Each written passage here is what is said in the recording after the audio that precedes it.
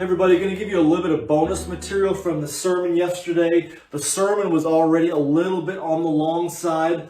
Imagine that. But there were still a few other things I thought were kind of interesting about the scripture passage we looked at that I wanted to kind of give you a little bit extra bonus material on some of that kind of stuff. Now, at church, we've been in a series of sermons that we're calling Count Your Blessings.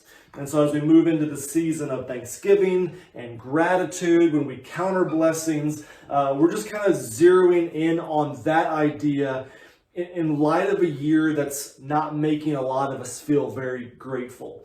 And one of the reasons why we can still be grateful and count our blessings is because we have a God who loves to bless. And so yesterday at church, we looked at Numbers chapter 6, actually verses 22 to 27. But in the middle part of those verses, 24 to 26, you got what sometimes is called the blessing, this great blessing of God that he gives to Moses. And Moses was to pass on to Aaron and his sons, and Aaron and his sons were to bless the people with these great, great words. There's a really popular song that's been out for a while now called The Blessing that comes from these words in Numbers chapter 6. And so it's a powerful, powerful verse of scripture, and it was very meaningful to God's people. Actually, one of the oldest written inscriptions of that special biblical name for God, Yahweh, was found off of an amulet, which is kind of like a necklace.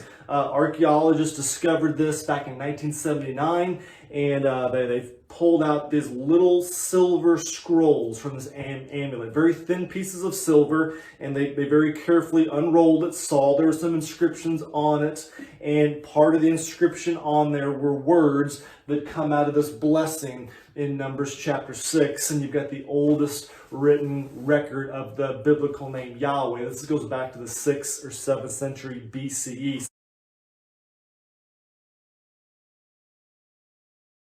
So it was a very important thing for their culture, for their people. They closed their tabernacle worship services with the blessing. The same way, if you've been to one of our services, usually I close the service with this blessing. It was a very powerful and meaningful passage of scripture. Now let me give you a couple of little pieces of just kind of bonus material to kind of dive a little bit deeper into the verse itself. Some of you may know that the Old Testament would have been written in Hebrew. Now, Hebrew is probably about as different from English as you can get.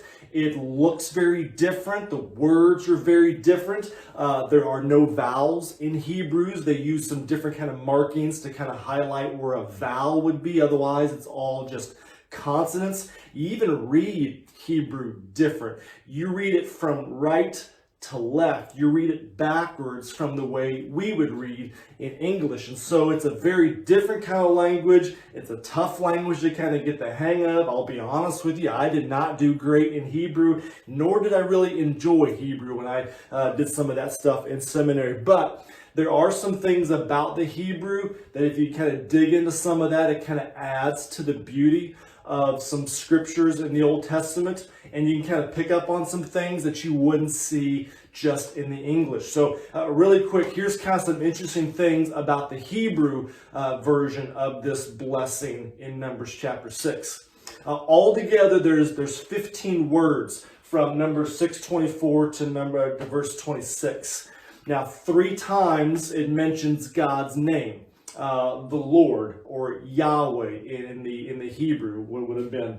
If you take out God's name from that, you're left with 12 words, which would be equal to the 12 tribes of Israel, which is kind of some interesting symbolism there that God is blessing the nation, and his blessing goes over. The Lord himself is blessing each of the 12 tribes of Israel. Here's a couple more little pieces just to really kind of dive deep into the weeds there. So if you break down the different words in each verse, it builds and it compounds. So verse 24 has 3 words. Verse 25, there's 5 words. Verse 26, there's 7 words. It just kind of builds and increases, like the blessings is compounding. There's even some beautiful symmetry in the consonants. Verse 24, there's 15 consonants. Verse 25, there's 20. Verse 26, there's 20 consonants.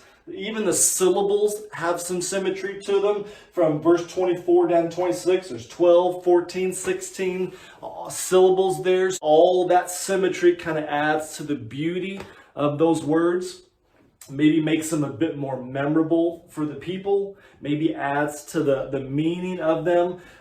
All that because their words themselves are so very powerful. And they're words to remember. And even though this was given to Israel thousands of years ago, the words from the blessing are still God's heart for his people.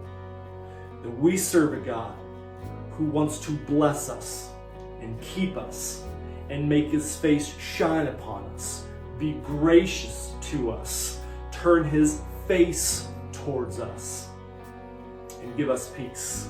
So as we go through the rest of this year, keep these words from Numbers chapter 6 in your mind and in your heart. Remember who God is. Remember that he loves to bless. And remember that no matter how difficult things may be, God is always good.